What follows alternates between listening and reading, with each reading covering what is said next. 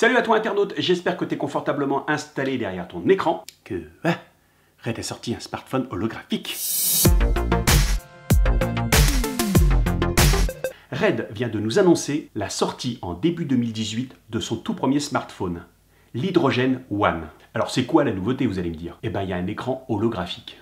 Cet écran est capable de diffuser des contenus 2D et 3D, ainsi que de la réalité augmentée ou virtuelle. Le tout sans équipement ni accessoires. Direct, comme ça quoi. Plus besoin de casque. Ou de lunettes 3D. Ah ouais, c'est quand même pas mal. Bah voilà, on a presque tout dit. On n'a pas plus d'infos. On a 2-3 dessins sur le web, quelques photos, enfin une photo, 2 mecs ultra connus qui regardent le téléphone. Mais de loin. On ne sait pas vraiment comment ça va fonctionner. Si quand même. On sait quand même que ça va fonctionner sur Android. Éventuellement, ça va servir pour télécommander les caméras de la marque, servir aussi de moniteur de contrôle. Là où ça commence à devenir un petit peu plus intéressant, on pourra rajouter des accessoires dessus, ce qui permettra de transformer ce smartphone en caméra. Pro, on ne sait pas encore. Bref, on ne sait pas encore grand-chose sur ce téléphone. Si quand même, ça fait un peu de publicité pour la marque. Mais c'est qui Red? C'est qui? Seuls les gens d'image et du cinéma connaissent très bien. En gros, c'est une caméra haut de gamme, professionnelle, qui fait beaucoup de bruit. En fait, elle fait un bruit de dingue quand elle n'enregistre pas. Non, parce qu'en fait, il faut refroidir la machine. En fait. Au-delà de cette petite boutade de pro, c'est du super matériel. C'est une super caméra. Elle est très utilisée dans le monde du cinéma, et notamment dans le cinéma américain, puisque le matériel est américain. Vous avez des caméras qui vont jusqu'à du 8K. Bon, j'ai quand même un peu envie de dire que ça ressemble à un effet d'annonce. C'est un peu comme quand Amazon nous annonce des livraisons par drone dans 5 ans.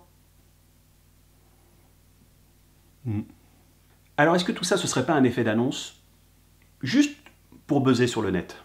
Un peu comme moi qui vous parle d'un appareil que personne n'a vraiment vu, ni même manipulé. Juste dans le seul intérêt de surfer sur une vague de buzz pour augmenter ma visibilité sur YouTube.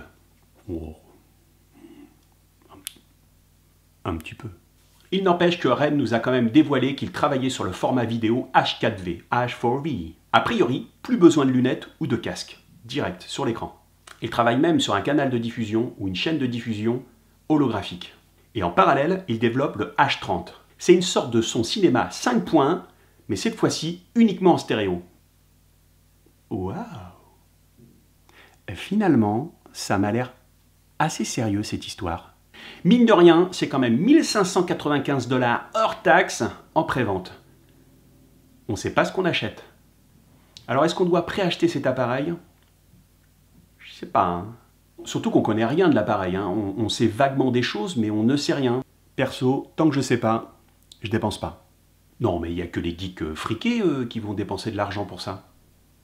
Tout ça pour se la péter. Ouah. Oh. Ah, ça va, oui, je l'ai fait aussi. Ah, ça va, ça va. Non, mais c'est juste le tout premier iPhone. Je l'avais payé 400 € à l'époque, avec 12 mois d'engagement et un forfait de 60 €.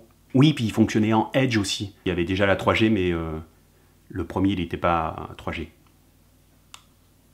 Bref, en tout cas, une chose est sûre, c'est que la marque a réussi à faire un formidable buzz autour de son nouveau smartphone, en espérant que ça soit un véritable smartphone holographique avec une véritable révolution du côté des téléphones portables, parce qu'on en avait vraiment besoin. J'espère aussi que ce sera une caméra révolutionnaire, qu'elle va nous apporter énormément, même si son prix est prohibitif. Peut-être qu'avec un peu de chance, vous allez aimer cette vidéo, donc vous allez la liker en bas à droite, et peut-être que vous allez laisser des commentaires sous cette vidéo, et peut-être que si vraiment vous avez aimé cette vidéo et toutes les vidéos qui sont avec, vous allez vous abonner à cette chaîne. Allez, salut! Et puis il n'y avait que 4 icônes dessus, et l'écran était tactile. Ça c'était révolutionnaire, mais il n'y avait pas encore de App Store, donc on ne pouvait pas télécharger d'application.